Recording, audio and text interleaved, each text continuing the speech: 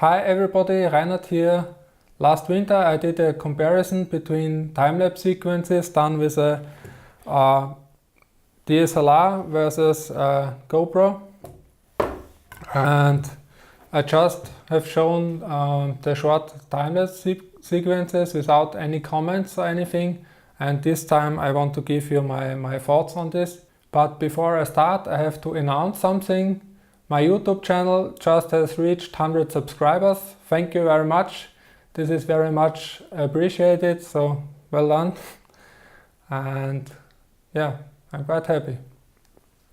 In October I have been in Egypt for a holiday, and I also brought my D5300 with the 18-35 1.8 Sigma lens, and also for underwater footage mainly I brought my GoPro Hero 5, and I didn't just do underwater footage with the GoPro, I also did some time lapses.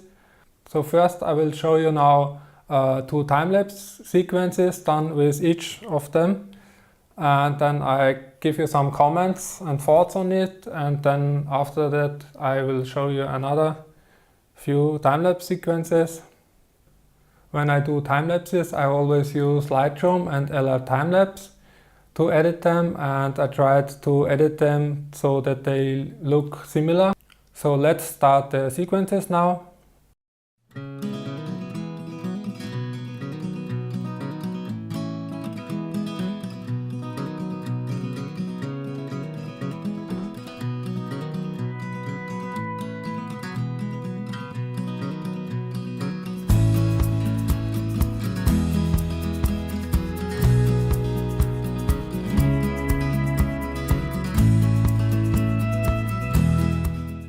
So when I do time lapses, I always edit the pictures and then export them in full resolution, and then I import them into my video editing program and then modify there if necessary. The first difference you might have noticed are the black bars at the left and right side of the frame. They are different in width. This is because both those camera uses different aspect ratios.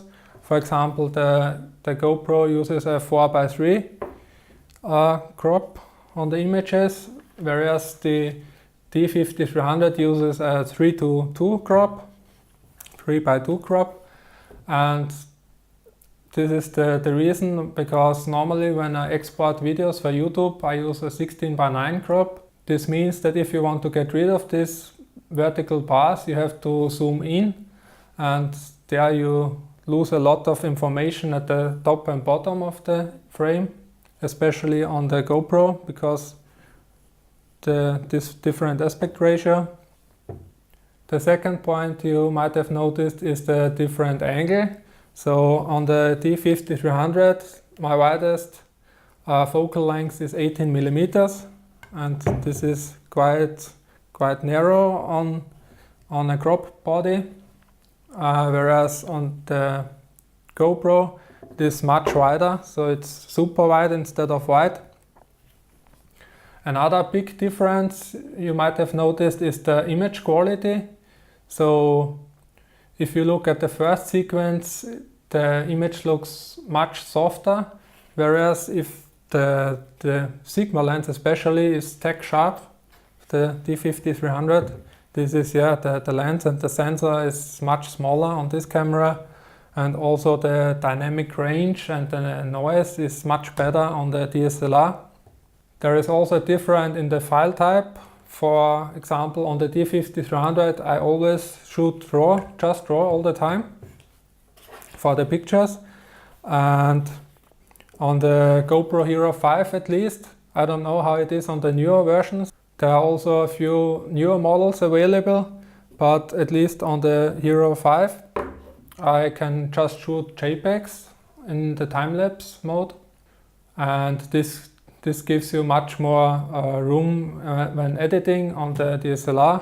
And regarding the exposure, on the DSLR you have to set everything manually, more or less. So you put it on the tripod, set up the exposure that it looks correct, and then it is what it is.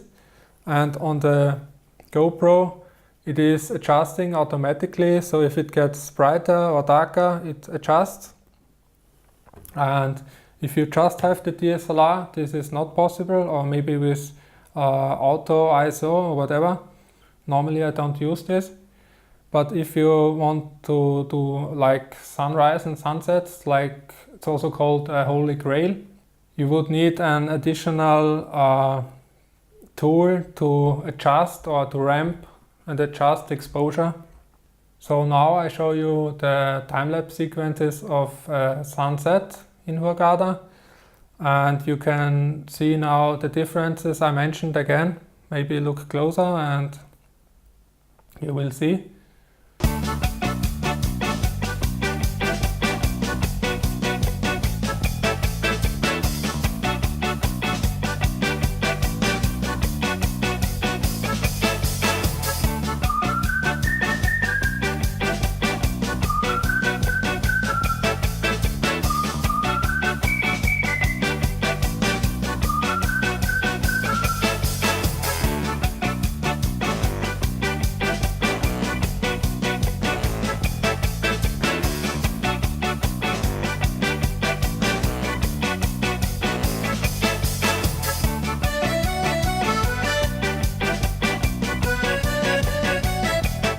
For me, image quality is very important. This is also the reason why I didn't use the time-lapse sequences of the GoPro in my videos and just took the ones from the DSLR because they are much sharper and much cleaner.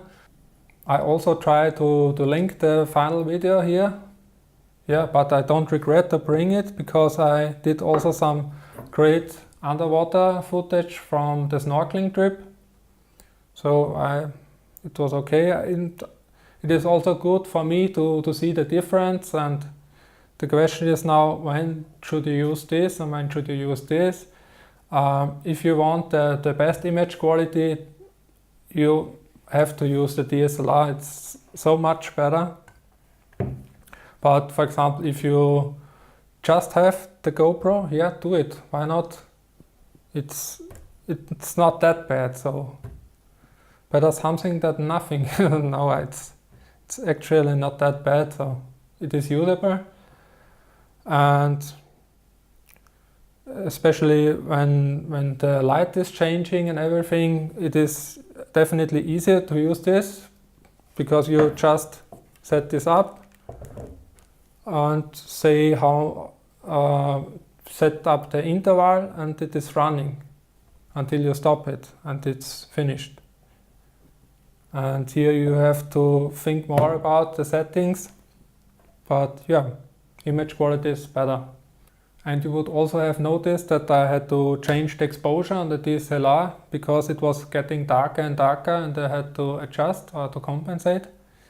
Whereas on the GoPro it was adjusting automatically, but also when it gets dark on the GoPro you see the noise is increasing very, very quickly.